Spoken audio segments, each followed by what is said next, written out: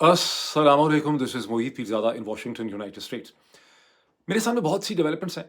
Including the painful development जहां BLA ने, Balochistan liberation army ने पाकिस्तानी फ़ौज के 7 जवानों को, जिनका ताल्लुक खैबर पख्तूनख्वा और पंजाब के देहात से है, उन्हें यरगुमाल बनाया हुआ है और बार-बार उनकी वीडियोज़ इश्यू कर रहे हैं, जो बड़ी तकलीफ़ से और बड़ी पेनफुल वीडियोज़ हैं, जिसमें ये मुतालबा किया जा रहा है उनके ज़रिए कि अगर बीएलए के फाइटर्स को रिलीज़ न किया गया, नेगोशिएशन न की गई 22 तारीख तक, तो पाकिस्तानी फ़ौज के इन जवानों को एक्ज़ीक्यूट कर दिया जाएगा, यानी उन्हें मार दिया जाएगा।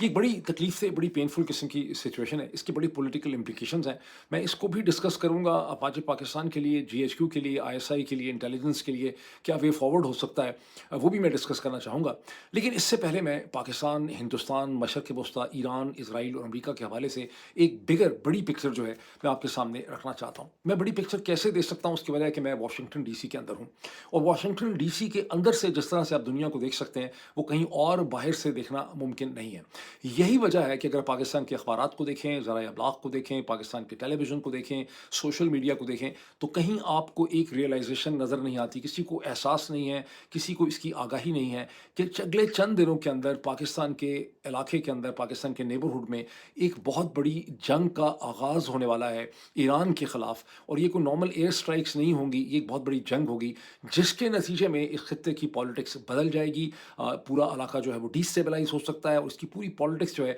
वो मुतासर होगी with deep implications for Pakistan, Saudi Arabia and the Arab world. अब मैं थोड़ी सी इसकी तफसीलात आपसे शेयर करूं कि ये है क्या। देखिए, अब ये बात बिल्कुल वाज़ेह हो चुकी है, क्योंकि वाशिंगटन के अंदर से जब देखते हैं आप कि वाशिंगटन और तल अवीव के दरमियान, यानी अमेरिका और इसराइल के दरमियान ये बात डिसाइड हो गई है कि ईरान में की हुकूमत को गिरा देना है, यानी रजीम चेंज करना है और पूरा एक स्ट्रक्चरल डैमेज करना है, जिसमें ईरानियन रेवोल्यूशनरी गार्ड कोर जो है उसको तबाह करना है, उसकी तमाम तर कैपेसिटीज़ जो हैं वो तबाह कर ली। अब इस मामले का ताल्लुक कोई महज न्यूक्लियर डील के साथ या कोई मिसाइल्स के साथ या प्रॉक्सीज़ के साथ नहीं है। यहाँ पे ईरान की रजीम को मिलिटरीली तबाह करना है और ये कोई वैसी एयर स्ट्राइक्स नहीं होंगी जैसे जून 2025 में हुई हैं, जो चंद घंटों की एयर स्ट्राइक थी, या जो एक लिमिटेड वॉर थी जिसमें इसराइल अकेला लगा रहा ईरान को तबाह करने के लिए। ये एक फुल फ्लेज अमेरिका की जंग होगी, जिसमें अमेरिका की जंग के साथ ही इसराइल जो है वो शामिल हो जाएगा। इसके कॉन्सिक्वेंसेस क्या होंगे, इस पे कोई नहीं सोचा गया कि इसके नताइज जो हैं वो क्या निकल सकेंगे। मैं मज़ीद तफ़सीलात आपसे शेयर करता हूँ।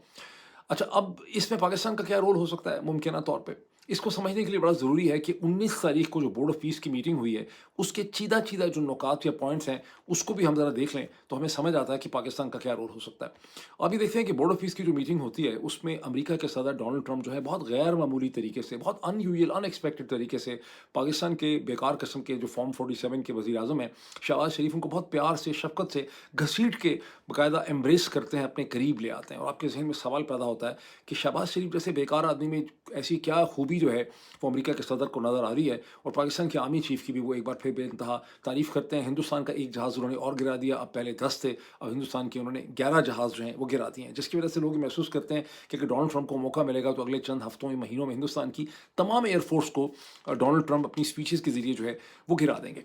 अब इस बोर्ड ऑफ में जो मीटिंग होती है, उसमें डोनाल्ड ट्रंप खुद से ऐलान करते हैं कि बोर्ड ऑफ पीस के लिए अमेरिका $10 बिलियन देगा और $7 बिलियन जो हैं वो बाकी 9 ममालिक ने उसमें कंट्रीब्यूट किए हैं या प्लेज किए हैं, जिसमें $3 बिलियन तो सऊदी अरब ने, मुत्तहिदा अरब इमारात ने और कतर ने दिए हैं, और बाकी जो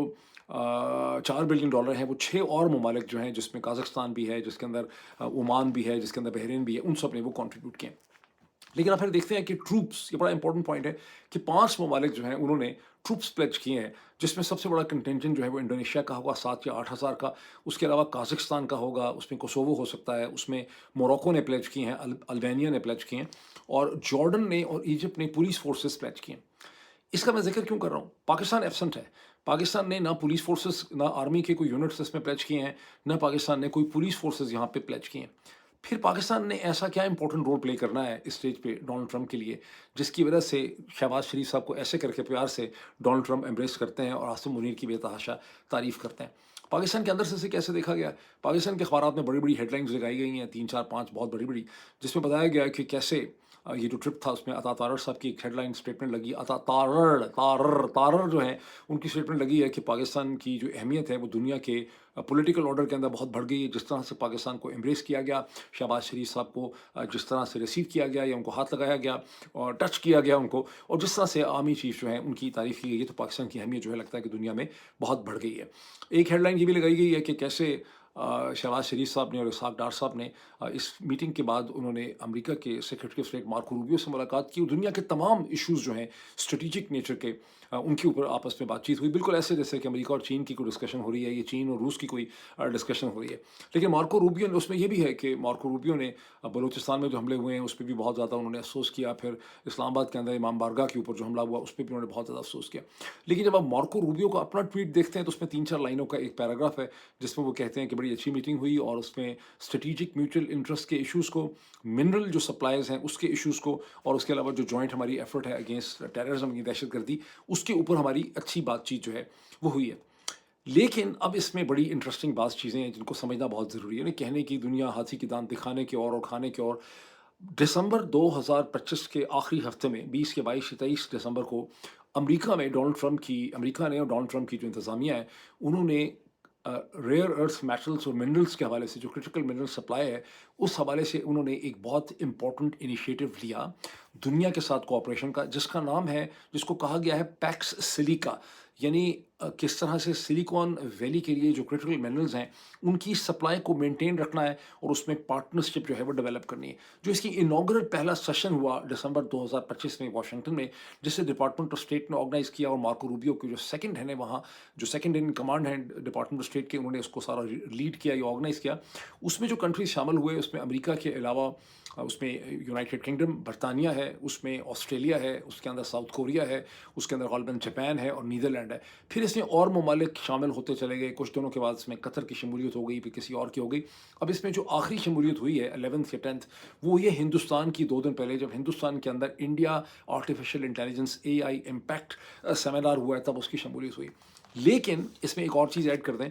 कि फरवरी के पहले हफ्ते में क्रिटिकल मिनरल्स मिनिस्टेरियल हुआ वाशिंगटन में, जिसमें 50 ममालिक को बुलाया गया। पहले पाकिस्तान को नहीं बुलाया गया, फिर मेरा ख्याल है पाकिस्तान ने ज़ोर लगाया और पाकिस्तान के जो मिनरल्स के या पेट्रोलियम के मिनिस्टर हैं, परवेज़ मलिक साहब जो हैं, एनर्जी मिनिस्टर हैं, वो यहाँ पे पहुँचे। और अब अंडरस्टैंडिंग ये है, जो मैंने रिसर्च की, पूरा दिन मेरा लग गया इस किस्म की चीज़ों में, कि पाकिस्तान ने बहुत कोशिश की कि पाकिस्तान को भी पैक्स सिलिका का एक मेंबर बनाया जाए। बिकॉज ज़ाहिर है कि आपको याद होगा कि किस तरह से पाकिस्तान के आर्मी चीफ और शहबाज शरीफ साहब ने अब से चंद महीने पहले बाकायदा एक तश्तरी और एक प्लेट और एक ट्रे खोल के उन्होंने, इसे कहते हैं, मिनरल्स दिखाए डोनाल्ड ट्रंप को बताने के लिए कि कैसे हम रेयर अर्थ मेटल्स और मिनरल सप्लाई के लिए एक इम्पॉर्टेंट पार्टनर हो सकते हैं। और वो तस्वीर आपको पता है कि पाकिस्तान के आर्मी चीफ ने GHQ, ISPR या प्राइम मिनिस्टर शहबाज शरीफ की टीम ने इशू नहीं की थी। वो इनको एक तरह से आप कह लें कि जलील करने के लिए वो डोनाल्ड ट्रंप की टीम ने वो तस्वीर जो है इशू की थी, जिससे सोशल मीडिया में पाकिस्तानियों ने डन टू डेथ कर दिया है। लेकिन उसके बावजूद पाकिस्तान को पैक्स सिलिका का मेंबर नहीं बनाया गया और बाकायदा ये डिस्कशन हुई है और पाकिस्तान को रीजंस दिए गए हैं कि आप क्यों पैक्स सिलिका के मेंबर नहीं हो सकते। वो रीजंस ऑफिशियली तौर पे क्या, वो रीज़न ये है कि पाकिस्तान की इस किस्म की इंडस्ट्रियल कैपेसिटी नहीं है, रिलायबल इंडस्ट्रियल कैपेसिटी नहीं है कि end to end supply chain जो है वो पाकिस्तान दे सके क्रिटिकल रेयर अर्थ मिनरल की। यानी एक्सप्लोरेशन तो हो सकती है, लेकिन उन ममालिक के साथ पार्टनरशिप होगी जिनका ऑलरेडी एक इंडस्ट्रियल स्ट्रक्चर और एंड टू एंड सप्लाई जो है वो रिलायबल है या ऑलरेडी इस्टेब्लिश्ड है। दूसरी बात यह है कि पाकिस्तान के पास legal and political institutional framework नहीं है between the provinces and between the centre, जिसके ऊपर रिलाई किया जा सके। फिर तीसरी चीज़ यह है कि पाकिस्तान के बहुत से इलाके जहाँ पे मिनरल सप्लाईज हैं, जैसे खास करके बलूचिस्तान का कहा गया है कि वहाँ पर पॉलिटिकल इंस्टेबिलिटी है, वहाँ से आप रिलाई नहीं कर सकते कि टाइमली तौर पर डिलीवरी हो सकती है और end to end supply chain जो है वो डेवलप कर सकती है। और हम बलूचिस्तान का भी अभी जिक्र करेंगे। लेकिन एक बहुत इंटरेस्टिंग जो उसमें एलिमेंट है वो ये है कि पाकिस्तान का चीन के साथ CPEC की वजह से मिनरल्स के ऊपर एक अंडरस्टैंडिंग है, एक स्ट्रेटिजिक रिलेशनशिप है। और ये एक इसको ख़तरा एक तरह से समझा जाता है, क्योंकि इस मतलब क्योंकि गोल जो है पैक्स सिलिका का वो तो ये है कि आपने क्रिटिकल मिनरल सप्लाई में चीन के ऊपर जो इंटरडिपेंडेंस है, जो रिलायंस है, उसे आपने ख़त्म करना है। और पाकिस्तान ऑलरेडी चीन का मिनरल सप्लाई के हवाले से एक पार्टनर है। तो फिर दोबारा ये सवाल हमारे सामने खड़ा हो जाता है कि अगर मिनरल की सप्लाई में भी अमेरिका पाकिस्तान के ऊपर डिपेंड नहीं करता, कोई बहुत ज़्यादा उनको नज़र नहीं आ रहा कुछ, तो फिर वो क्या ऐसी चीज़ है जिसकी वजह से घड़ी घड़ी उठ के जनरल आसिम मुनीर की डोनाल्ड ट्रंप तारीफ़ करते हैं, अमेरिका हिंदुस्तान के जहाज़ جہاز مزید سے مزید گراتے چلے جا رہے ہیں. اور ایون شہباز شریف صاحب سے اتنی محبت اور شفقت کا مظاہرہ جو ہے وہ ڈونلڈ ٹرمپ نے کیا کیا, کیا چیز ایسی ہے جو ان دونوں نے ڈلیور کرنی ہے. کچھ تو ہے جس کی وجہ سے ان کی اتنی زیادہ امپورٹنس ہے. وہ امپورٹنس منرل کی وجہ سے نہیں ہے, وہ امپورٹنس اب ہندوستان کی وجہ سے نہیں ہے, وہ امپورٹنس اس وقت پیس بورڈ میں انہوں نے ٹروپس کنٹریبیوٹ نہیں کیے. ہاں اگر بعد میں انہوں نے ٹروپس کنٹریبیوٹ کرنے ہیں چند دنوں چند ہفتوں کے بعد, وہ نہیں کہا جا سکتا کہ اس سٹیج پہ انہوں نے کمٹ نہیں کیا, انہوں نے کوئی ٹائم آؤٹ لیا ہے, یہ دیکھ رہے ہیں. وہ ایک ہمیں اپنے ذہن میں رکھنا چاہیے. لیکن اب اس میں دیکھیں کہ اس میں ایران جو ہے اور ایران کے اوپر جو ممکنہ حملہ ہے, جس کی according to my understanding and information پورا فیصلہ ہو چکا ہے, اور اگلے چند دنوں کے اندر ایران کے اوپر یہ بھرپور حملے جو ہیں وہ کیے جائیں گے, جو پہلے ہونے والے کسی بھی حملے سے مختلف ہوں گے. اس سے پہلے جو اکا دکا اسٹرائکس کی گئیں, جو آدھے گھنٹے کی اسٹرائکس تھیں, وہ بہت مختلف چیز تھی. جون میں جو 12 دن کی جنگ اسرائیل نے کی تھی وہ ڈیفینیٹلی ایک جنگ تھی, لیکن اس میں امریکہ کا رول جو ہے وہ ان دی اینڈ آپ چند اسٹرائکس ہی کا تھا جہاں 3 سائٹس کو نشانہ بنایا گیا. لیکن اب جو چیز ہونے لگی ہے اس کے بارے میں بتایا جا رہا ہے کہ یہ چند ہفتوں کی یہ ایک ایسی جنگ ہوگی جو کئی ہفتے چل سکتی ہے. تاہم اس میں بوٹس آن گراؤنڈ نہیں ہوں گے, بیکاز ڈونلڈ ٹرمپ کا اپنا جو پولیٹیکل سپورٹ بیس ہے وہ کہتا ہے امریکہ فرسٹ, وہ اس قسم کی جنگ کے بہت خلاف ہیں. تو اس لیے ڈونلڈ ٹرمپ کی ریلائنس ہے کہ یہ سارا کا سارا ان کے جو بحری بیڑے ہیں اور ان کی ایئر فورس جو ہے وہ متواتر حملے کرے گی ایران کے اوپر, اور اس کا سارا infrastructure that is Islamic revolutionary guard corps اور اس کی ملٹری کے سارے اسٹرکچر کو ڈسٹروائے کر دیا جائے گا. ایران اسے کیسے ریسپونڈ کرتا ہے, چین کیا کرے گا ایران کے لیے, روس ایران کے لیے کیا کرے گا, that remains to be seen. اب سب سے پہلے اسے ہمیں 2 دن پہلے CBS نے بتایا, پھر ہمیں CNN سے پتہ چلا, پھر ہمیں نیو یارک ٹائمز سے پتہ چلا کہ پینٹاگون اسٹروک سینٹ کام جو ہے اس نے ڈونلڈ ٹرمپ کو یہ بتا دیا ہے کہ ان کی تمام فورسز جس میں نیول ایسٹس ہیں, بحری بیڑے ہیں, ہوائی جہاز ہیں بے تحاشا 100 سے زیادہ بڑے F-35 ہیں,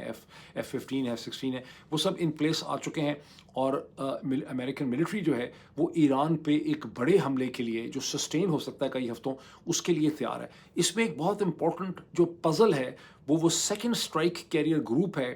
جسے جو جیرلڈ R-4 USS جیرلڈ فورڈ ہے جو کیریبین سے چلا ہے 10 دن پہلے, اور وہ بہت تیزی سے پرشین گلف پہنچنے والا ہے. اس کو آخری دفعہ جبرالٹر کراس کرتے دیکھا گیا ہے. جبرالٹر کراس کر کے وہ اب میڈیٹرینین کے اندر آ چکا ہے, اور 22 تاریخ کو وہ ایران کے ساحلوں کے قریب مل کے, جہاں آلریڈی دوسرا فرسٹ کیریئر اسٹرائک گروپ جو ہے USS ابراہم لنکن آلریڈی موجود ہے, اور یوں تمام امریکن نیول ایسٹریشن فورسز جو ہیں وہ ان پلیس آ جائیں گی ایران پہ حملہ کرنے کے لیے. اچھا, اب ایک جوشوا لیفر ایک اسرائیلی امریکن ہسٹورین ہیں, جرنلسٹ ہیں, اس وقت ییل یونیورسٹی کے ساتھ وابستہ ہیں, اور ہسٹورین ہے, اور مڈل ایسٹ پہ ان کا سارا کام ہے. ان کا ایک بہت انٹرسٹنگ پیس چھپا ہے ہارتس کے اندر, جس میں جوشوا لیفر نے یہ کہا ہے کہ یہ جو جیرلڈ فورڈ ہے اس کو اتنے لمبے ڈسٹنس سے, یعنی کیریبین سے اس کو موو کیا گیا ہے جہاں یہ وینیزویلا کے آگے پیچھے موجود تھا, اور گریٹ ایکسپینس میں موو کیا گیا, اور ان یوزل اسپیڈ سے اس نے ٹریول کیا ہے. 36 ناٹیکل مائلز, پتہ نہیں 50 کلومیٹر پر گھنٹہ بنتے ہیں. تو یہ, اور اس کے ساتھ ہزاروں لوگ اور سینکڑوں قسم کے ایسٹس اس کے اندر ہیں. تو یہ وداؤٹ ریزن تو یہاں پہ نہیں آیا. ویسے ڈونلڈ ٹرمپ کے امپریشن دینے کی کوشش کر رہے ہیں کہ میں نے ایران کے ساتھ چونکہ ایک بہت کامیاب نیگوسیشن کرنی ہے, میں چاہتا ہوں کہ ساری فورس پروجیکشن میری فنگر ٹپ کے اوپر ہو تاکہ ایرانی ڈریں. لیکن جوشوا لیفر کا آرگومنٹ یہ ہے کہ اس جیرلڈ فورس نے ان USS ابراہم لنکن نے اب استعمال ہونا ہے. اتنی میسو فورس ایکیومولیشن جو کی گئی ہے ایران کے گرد میں, جو ان 2003 کی جو عراق کی جنگ تھی اس کے بعد پرشین گلف میں, مڈل ایسٹ میں امریکہ نے اتنی بڑی فورس ایکیومولیشن اور فورس ڈسپلے یا فورس پروجیکشن جو ہے نہیں کیا. اس کی ایک کاسٹ ہے, اور یہ محض پریزیڈنٹ کی بھپکیاں یا دھمکیاں لگانے کے لیے نہیں ہے, اس نے اب استعمال ہونا ہے. اس پوائنٹ کو آپ ذہن میں رکھیے. اب آپ کو یاد ہوگا کہ میں نے چند دن پہلے جنوری میں بھی ایران کے حوالے سے بہت سی میں نے ویڈیوز کی تھیں, اور میں نے اپنے آپ کو انالیسس سے یہ بتایا تھا کہ مجھے یہ لگتا ہے کہ اس سٹیج پہ جنگ نہیں ہوگی,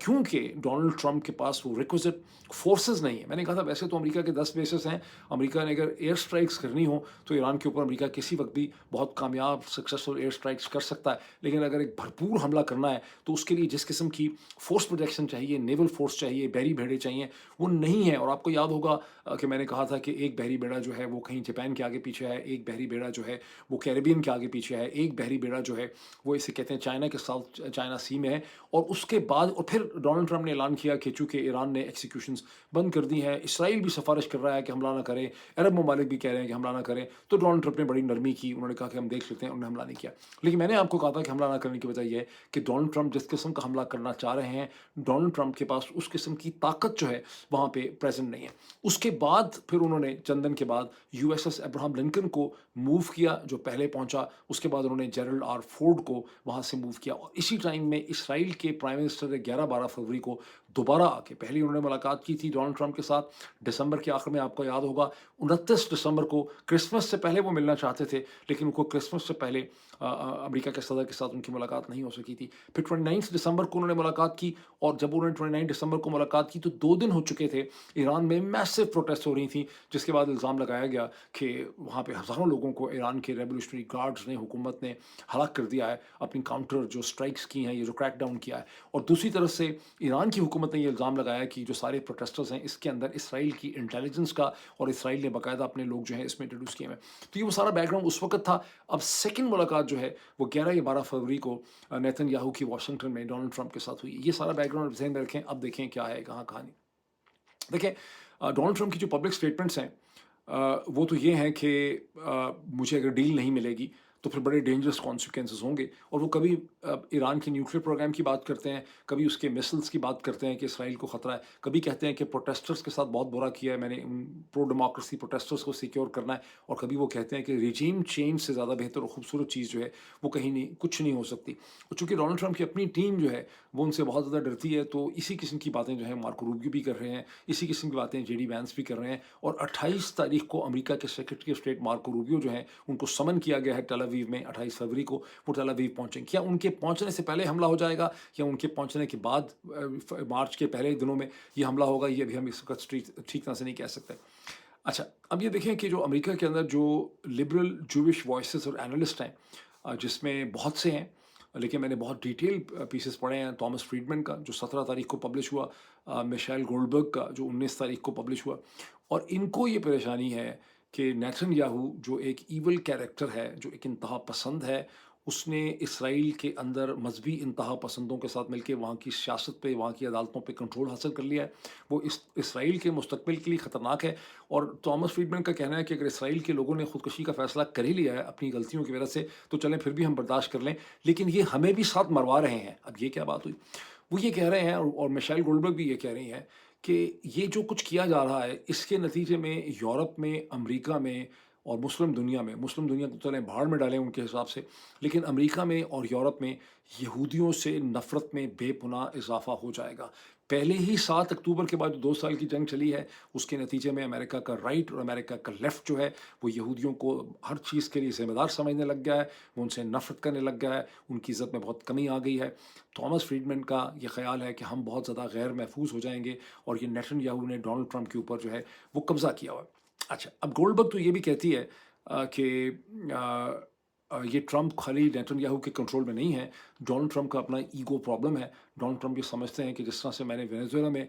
निकोलस मडोरो को मैंने हटा दिया, और मैं क्यूबा की गवर्नमेंट भी ख़त्म कर दूंगा, जहाँ का एक ब्लॉकेड उन्होंने किया हुआ, ऑयल सप्लाई बंद की हुई है। इसी तरह से मैं अगर इस्लामिक रेवोल्यूशनरी ईरान का जो हुकूमत है उसको मैं ख़त्म कर दूँ, रिजीम चेंज कर दूँ, तो मैं एक तारीख का बहुत इंपॉर्टेंट कैरेक्टर बन जाऊँगा। और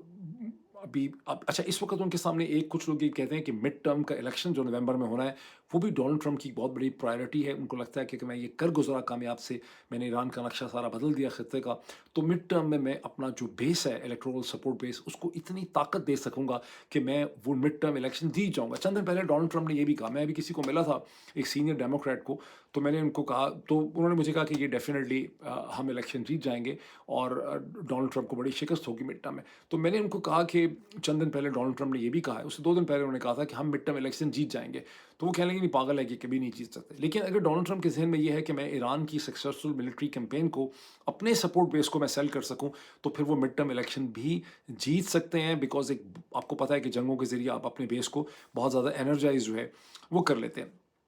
اچھا کچھ اور جو اچھا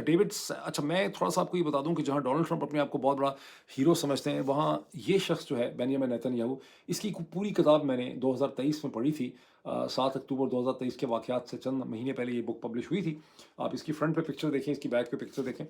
اور جب آپ اس کو پڑھتے ہیں تو آپ کو پتہ چلتا ہے کہ بینیامن نیتن یاہو جو ہیں وہ اپنے آپ کو کنگ ڈیوڈ کے رول میں دیکھ رہے ہیں۔ وہ یہ سمجھتے ہیں کہ میں اگر ایران کو بھی رجیم چینج کر دوں، پورے مشرق وسطیٰ کی میں خطہ چینج کر دوں گا، تو انفلوئنس کے پوائنٹ آف ویو سے اسرائیل گریٹر اسرائیل کی شکل میں ایمرج کرے گا، اور کنگ ڈیوڈ کی جو امپائر تھی وہ کھڑی ہو جائے گی۔ ایکچولی کنگ ڈیوڈ کی امپائر جو پریمیٹیو میڈیول جس کا ببلیکل یا قرآن میں ذکر ہوتا ہے، وہ کبھی بھی اتنی بڑی نہیں تھی جتنا اس وقت ماڈرن اسرائیل کا اثر و رسوخ ہے۔ لیکن ان کا خیال ہے کہ اگر ایران گر جاتا ہے تو میں ایک طرح سے کنگ ڈیوڈ کی ری انکارنیشن جو ہے میں یہاں پہ بن جاؤں گا خطے میں۔ اس کو ذہن میں رکھیے۔ اچھا اب ڈیوڈ سینگر نے بھی ڈیوڈ سینگر کا میں تھوڑا سا ذکر کر دوں کہ یہ دیکھیں ڈیوڈ سینگر کی بھی بڑی کتابیں لکھی، میں کتابیں پڑھتا رہا ہوں۔ David Sanger New York time کے ایک کالمسٹ اور اینالسٹ ہیں، جو مشرق وسطیٰ ہی کو بائی اینڈ لارج ڈیل کرتے ہیں۔ یہ بھی ان کی کتاب یہ سب میں نے پاکستان سے میرے ساتھ آئی ہوئی۔ تو ڈیوڈ سینگر جو ہیں وہ یہ کہہ رہے ہیں، یہ ڈیوڈ سینگر جو نیو یارک ٹائم میں ان کا بہت زبردست انالیسس چھپا ہے، ڈیوڈ سینگر یہ کہہ رہے ہیں کہ یہ، اور خالی ڈیوڈ سینگر نہیں کہہ رہے، یہ اور بھی بہت سے لوگ کہہ رہے ہیں کہ یہ پہلی جنگ ہونے لگی ہے امریکہ کی جس میں نہ تو کوئی پبلک ڈیبیٹ ہوئی ہے، کسی کو امریکہ میں ابھی تک ڈیبیٹ ہوئی نہیں ہے، نہ اخباروں میں ڈیبیٹ ہوئی ہے، نہ کانگریس کو انفارم کیا گیا ہے، نہ کانگریس سے کوئی پرمیشن لی جا رہی ہے، نہ لوگوں کو پتہ ہے کہ امریکہ جنگ کی طرف جا رہا ہے۔ جس طرح سے پاکستان میں کسی کو نہیں پتہ، امریکہ میں بھی کسی کو نہیں پتہ کہ امریکہ ایک بہت بڑی جنگ کرنے والا ہے، اور اس میں کوئی پولیٹیکل گول سیٹل نہیں کیے گئے کہ اس میں سے ہم نے حاصل کیا کرنا ہے، یہ جنگ ہماری ہے ہی کیوں ہے، یہ ہم جنگ کیوں کر رہے ہیں، اس میں سے ہمیں کیا ملے گا، ایران کی ہمارے سے کیا دشمنی ہے، اور نہ ہی اس کے کانسیکوینسز کے اس خطے کے اوپر کس قسم کے اثرات مرتب ہوں گے۔ کیا اگر ایران کا رجیم گر گیا تو پھر کس قسم کی ڈیسٹیبلائزیشن ہوگی؟ کیا وہاں پہ پیریفرل فورسز ہو جائیں گی؟ کیا وہاں پہ سیپریٹسٹ فورسز ہوں گی؟ کیا وہاں پہ کوئی اور ریپلیسمنٹ آ سکے گی حکومت کی؟ اور اگر عمران کی حکومت اس جنگ کے بعد بھی نہ گری تو پھر وہ کس قسم کا بروٹل رجیم ہوگا جو اس کو سروائیو کرنے کے بعد پھر وہاں اپنے لوگوں کے ساتھ وہ کیا کرے گا؟ تو اس کے بارے میں کچھ بھی نہیں سوچا گیا۔ اب کچھ لوگ یہ بھی بات واضح کر رہے ہیں کہ آخر کیا وجہ ہے کہ ڈونلڈ ٹرمپ کے اوپر نیتن یاہو کو اور زائنس کو اتنا کنٹرول ہے کہ وہ ڈونلڈ ٹرمپ کو ایک ایسے راستے کے اوپر لے کے جا رہے ہیں جو کسی بھی طرح سے امریکہ کے اپنے اسٹریٹجک انٹرسٹ کے اندر نہیں ہے۔ اس میں لوگ یہ کہتے ہیں کہ یہ جو چند دن پہلے سے ایپسٹین فائلز کا سارا ڈرامہ کھڑا ہوا ہے، جو ایک طلسم ہوش ربا، جو عمرو یار اور سرسرا یارہ اور غبارہ بے ہوشی کی طرح کی کہانی تھی، سیلیشیس قسم کی، یہ اسی طرح کی طلسم ہوش ربا کی کہانی چل رہی ہے جو انفولڈ کر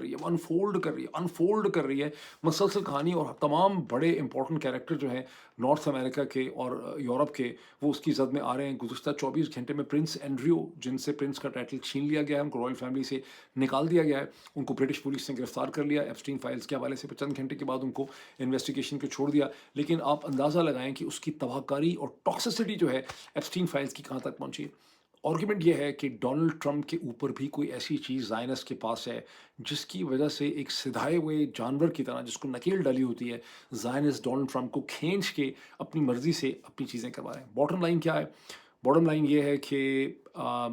نیتن یاہو نے ایران کی حکومت ختم کرنے کا پورا فیصلہ بنا لیا ہے، اور جیسے یہ جنگ شروع ہوگی جس کا کوئی بھی ایکسکیوز بنایا جائے گا کہ ایران ڈیل نہیں کر رہا ہے، نیوکلیئر پہ وہ کمپرومائز نہیں کر رہا، مسلس پہ کمپرومائز نہیں کر رہا، پراکسیز پہ جو ایکسس آف ریزسٹنس ہے اس پہ کمپرومائز نہیں کر رہا، جیسے ہی یہ جنگ شروع ہوگی اسرائیل اپنی پوری طاقت کے ساتھ اس جنگ میں شامل ہو جائے گا۔ جیسے کہ میں نے آپ کو بتایا کہ اس کا ٹارگٹ یہ ہے کہ IRGC جو ہے، اسلامک ریولیوشنری گارڈ کور کا تمام انفراسٹرکچر جو ہے ڈسٹروائے کرنا ہے۔ اسلامک ریولیوشنری گارڈ کور ایک سپرا ملٹری اسٹرکچر ہے جس کے پاس اپنے نیول ایسٹس ہیں، بوٹس ہیں، شپ ہیں، ایئرپلینز ہیں، تمام ملٹری اسٹرکچر ہے، اور ایران کو تمام پولیٹیکلی طور پہ اگر کسی نے مینیج کیا ہوا ہے تو IRGC نے ان کو مینیج کیا ہوا ہے۔ اس کے ساتھ ہی جو خبر ہے وہ یہ کہ اسرائیل کی انٹیلیجنس ایجنسیز جو ہیں دونوں کی دونوں، وہ ایک طرف تو رائلسٹ جو ہیں ایران کے اندر، جیسے رضا شاہ کی جو پورے سپورٹرز ہیں ان کے ساتھ ان ٹچ ہیں، جن کو انہوں نے بھرپور استعمال کیا دسمبر جنوری میں، لیکن ایٹ دا سیم ٹائم وہ 3 قسم کے جو سیپریٹسٹ ہیں، پیریفرل فورسز ہیں ایران کے اندر، ان سے بھی ان ٹچ ہیں، جس میں نارتھ میں کردش ہیں، ساؤتھ ایسٹ کے اندر بلوچ ہیں سیستان کے اندر، اور عرب نیشنلس ہیں۔ یہ وہ اینگل ہے بلوچ کا جس کے بارے میں پاکستان کے GHQ کو، پاکستان کی پالیٹکس کو، پاکستان کے تمام اینالسٹ کو ذرا غور کرنا چاہیے کہ اگر وہاں پر ابھی تو بلوچ وہاں پر ایران کے اندر شیعہ سنی کے چکر میں پڑے ہوئے ہیں، اور ان کا جو جیش عدل ہے وہاں پہ اس کا بڑا رول ہے، لیکن اگر یہاں پر اسرائیل ایک سیپریٹس جو ہے فریگمنٹیشن پیدا کرتا ہے ایران کے اندر، تو پھر اس کی امپلیکیشنز پاکستانی بلوچستان کے اوپر بھی ہوں گی، جہاں آلریڈی ایک بہت ہی well developed ethnocentric Baloch nationalism جو ہے وہ اس کی موومنٹ پوری چل رہی ہے، جو پاکستان کے لیے آلریڈی ایک بہت بڑا چیلنج ہے۔ جوشوا لیفر، جن کا میں نے پہلے ذکر کیا، اسرائیلی اینالسٹ ڈیوڈ سائنگر اور ٹام فریڈمین، یہ سب جو ہیں اس جنگ کے کانسیکوینسز کے بارے میں بہت زیادہ پریشان ہیں۔ وہ سمجھتے ہیں کہ اس سے ایک ریجنل انسٹیبلٹی پیدا ہوگی جو کئی برس تک چلے گی۔